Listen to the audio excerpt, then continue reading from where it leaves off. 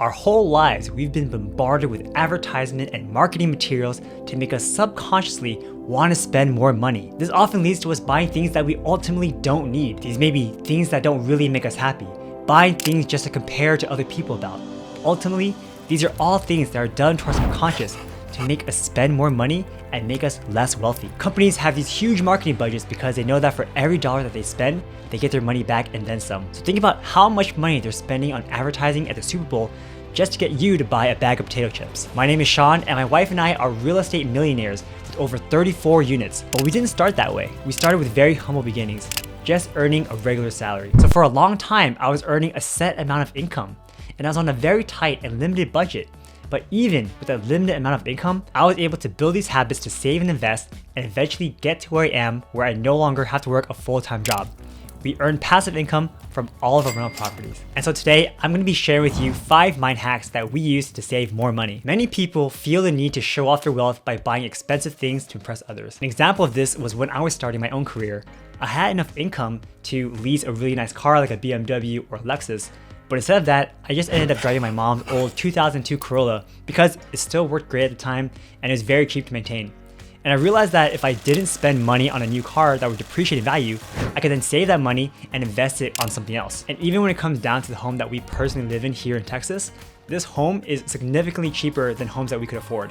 In fact, we even bought this home with just a 5% down mortgage because we knew that the less money that we put down to buying a home, we could spend more of that money investing and buying other rental properties. Now, this doesn't mean that we necessarily cheap out on everything that we do. We do spend on quality where we think it's worth it. As an example, when we bought this home, the person who renovated it put in a really cheap water heater.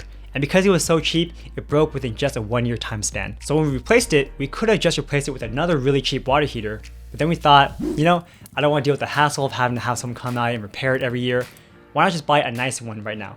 So we actually bought a relatively good water heater that cost a few $100s more upfront, but because we bought a better one, it has more energy savings, and we also don't have to worry about spending more money to repair it and replace it as often. So by adopting this mind hack of keeping a low profile and avoiding the temptation to spend on expensive items solely for the purpose of flexing, you can lead a more fulfilling and financially stable life. You'll also no longer feel the need to consistently keep up with the latest trends or impress others with your possessions. Instead, you can focus on building a life that's meaningful to you and pursuing things that truly matter.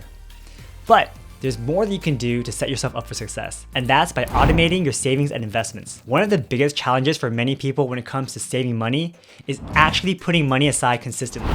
So despite good intentions, it's very easy to get caught up in the day-to-day expenses and forget to set your money aside for the future. When I was on a fixed salary and budget, I knew exactly how much money I was getting every single month. So I took a look at that salary, paid my rent, spent it on going out, and then just tried to save what was left over. I'd often have very little money left to do it. But luckily, I stumbled across a famous book called Rich Dad Poor Dad. And I learned to automate your savings and investments before you even spend a dime by paying yourself first. That way, you'll already know that you'll have a set amount set aside. So as an example, let's say you have a goal of saving $12,000 a year. And that just means that you need to save $1,000 a month no matter what. So from your paycheck, you're gonna separate into 2 and take $1,000 and put it into a separate savings account and put the rest of the money into your main bank account. The money in your main bank account is where you're gonna be paying for your rent, your food, your entertainment expenses. This is the money that you're gonna be living off of. But even if you spend all that, you're gonna be okay because you know that you already saved your $1,000 for the month over here. So I highly recommend automating your savings and investments and setting your targets beforehand so you know exactly how much you need to save in order to get to where you want to be in 10 to 20 years. But if you really want to take control of your finances, then you really need to apply this next mind hack. And that's to associate the price of an item based on how many hours you spend at work to buy it. Now, I like to bring your attention to something that's incredibly important, and that is the value of your time. You see, time is the most precious resource that we have, and once it's gone, we can never get it back. So when you're buying something, really think twice if it's worth it. When my wife Sharon started working at a full-time job right out of college, she was only making $30,000 a year, which comes out to be about $15 an hour. And when she was thinking about buying a nice purse to match what her friends were carrying, she saw that it cost over $500. So she did the math and realized that it would be over 33 hours of working at a job that she hated, all to get a purse that she didn't really care about. And this is before taxes too. So in reality, it'll take over a week of working just to buy that one item. She decided that a $30 purse at Walmart looked just as good and worked just as well. So before you buy something expensive, really think about how that affects you and if the time that you spent to get it is really worth it. Think about how much incremental happiness it'll give you. Because who knows, maybe in 2 years, you might not even care about this item anymore, but the time you spent to get it will be long gone. And now that you know how valuable time is, that leads to the next mind hack, which is to not impulse buy. According to a study from Slick Deals, the average person in the United States spends a whopping $314 a month on impulse purchases. These are purchases that the consumer wasn't even thinking about and decided to buy them on a whim. And nowadays, it's easier than ever to spend mindlessly. With Amazon Pay, Amazon Prime, and easy access to credit cards, it's really hard to resist the temptation to buy. When I was on a fixed salary, I resisted that temptation to impulse buy by writing down a list of all the things that I wanted for the year.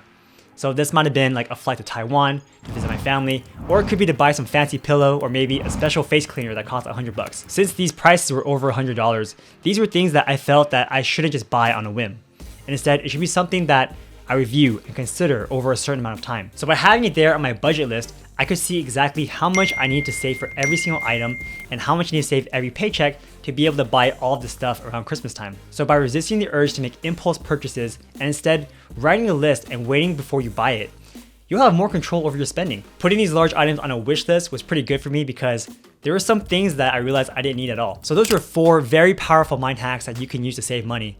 But there's one more critical hack that you need to master if you want to get your savings game to the next level.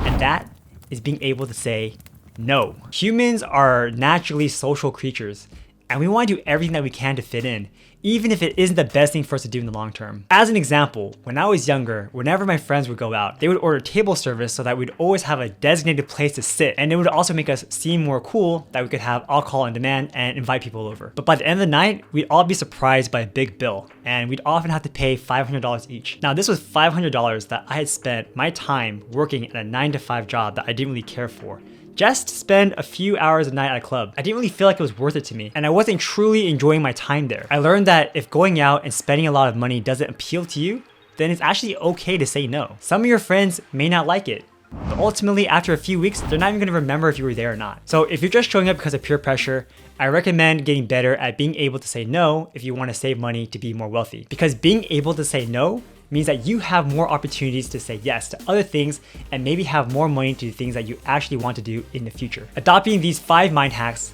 can make a significant impact on your financial well-being. You can cultivate mindful spending habits, prioritize your financial goals, and make informed decisions that support your long-term financial success. However, these mind hacks require discipline, self-awareness, and a willingness to change your mindset. It's not always easy to break old habits and adopt new ones, but the benefits are well worth the effort. Remember, it's never too late to start, and every small step you take today can lead to a brighter financial future tomorrow. And if you have big dreams of becoming a millionaire, but you're currently earning a low salary, then check out this video over here. Thanks for watching, guys, and I'll see you next time. Take care.